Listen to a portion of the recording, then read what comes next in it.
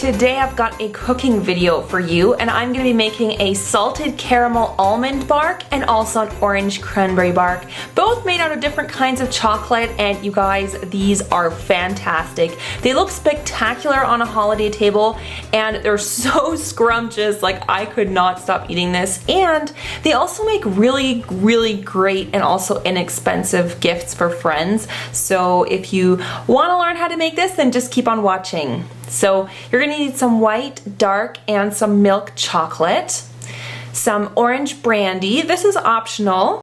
You're also gonna need some roasted almonds, some dried cranberries, an organic orange, some coarse sea salt, and some chewy caramels of your choice, of course. So let's get started with the recipe.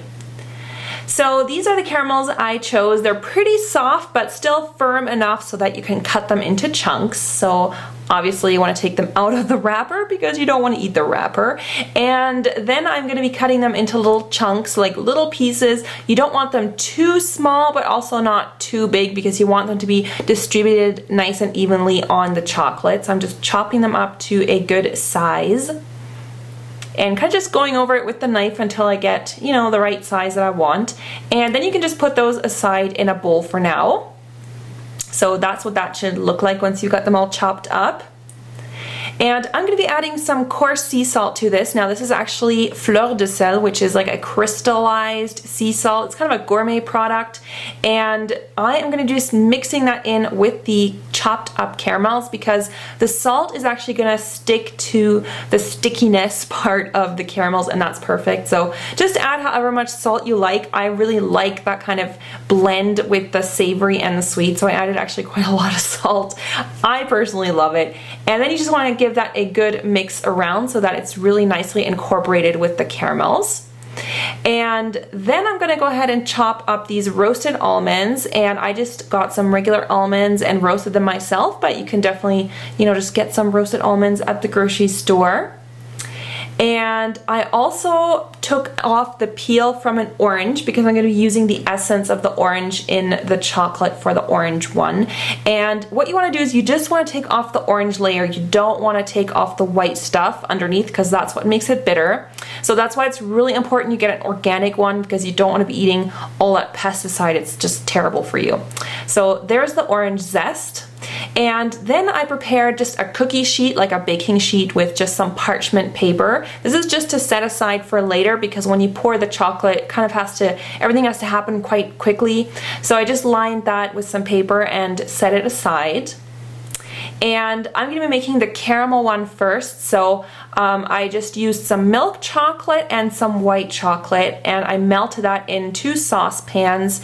Now you could definitely do this also in the microwave or in a water bath because that might be easier for some people because you don't want to burn the chocolate. That's really important. So what I did is I just put on 2 saucepans on a really low heat. This is really important. You don't want to do it really fast because then your chocolate might burn and that'll just taste really disgusting. So just be patient. Keep whisking that chocolate as it's melting really slowly so that it's not sticking to the saucepan.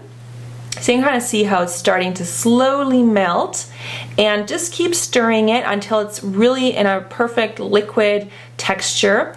And then I just used a spatula to pour that out onto the prepared baking sheet where I kind of smoothed out the milk chocolate a little bit first. And you know, you can do this really precisely, but since you're going to be breaking it up later, it really doesn't matter if it's not like a perfect square.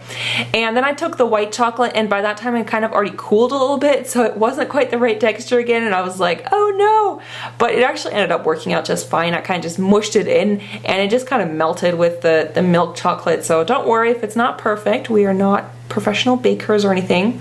And then I used a fork and just swirled those 2 chocolates together so that they kind of have like a marble texture. And then before it sets, you want to quickly put the ingredients on top. So here I've got the salted caramel and I just crumble that all over. I like a lot of caramel, so I added a ton. And then of course also the roasted almonds, and just kind of, you know, mix those together on the chocolate. And what you also can do is, just so that it sticks a little bit better to the chocolate, I just used, I think, a spatula, but you can use your hands and just kind of push the ingredients down into the chocolate so that once it sets, it's really going to stick. And then you just want to put it in the fridge to cool. So while that was cooling, I was going to do the cranberry orange one, and I just did the exact same thing, only I used dark chocolate and milk chocolate. So in the dark chocolate, I added some of the orange zest, like about 2/3 of it, and also the orange liqueur, the brandy. And that's all I did. So, I mean, the steps are exactly the same. I first spread out the milk chocolate and just made like a square with that. And the dark chocolate now had that really gorgeous orange flavor from the zest and the brandy. So I put that on top of the milk chocolate and just, you know, random pattern.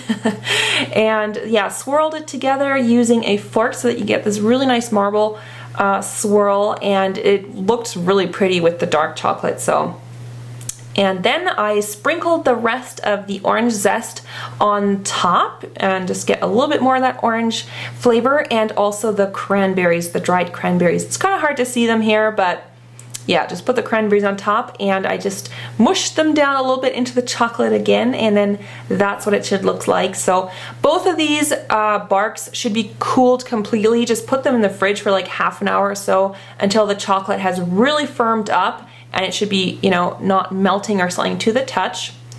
And this is what it looks like when it comes out of the fridge. So it'll be really easy to remove it from the parchment paper. I just used a knife just to kind of handle it underneath, and then I just chopped it up one time down the middle, and then you just kind of break it apart. I kind of like that very, you know, different sizes, so I just broke it apart using my hands.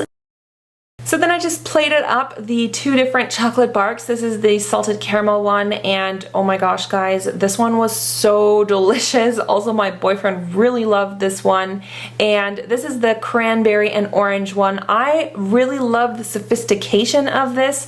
The dark chocolate wasn't too sweet, and just the tangy cranberry with the orange, it was so perfect. So I really hope you guys enjoyed this recipe, and definitely try it out because they just make a stunning gift. They're very inexpensive and easy to make, and you have really come up with like a gourmet creation for your friends and family, and that doesn't cost you a whole lot of money. So yeah, definitely try it out. You will love it. And thank you guys so much for watching this video, and stay tuned for my next Holidaze video, which will be coming up the day after tomorrow. Thanks for watching, guys. Bye.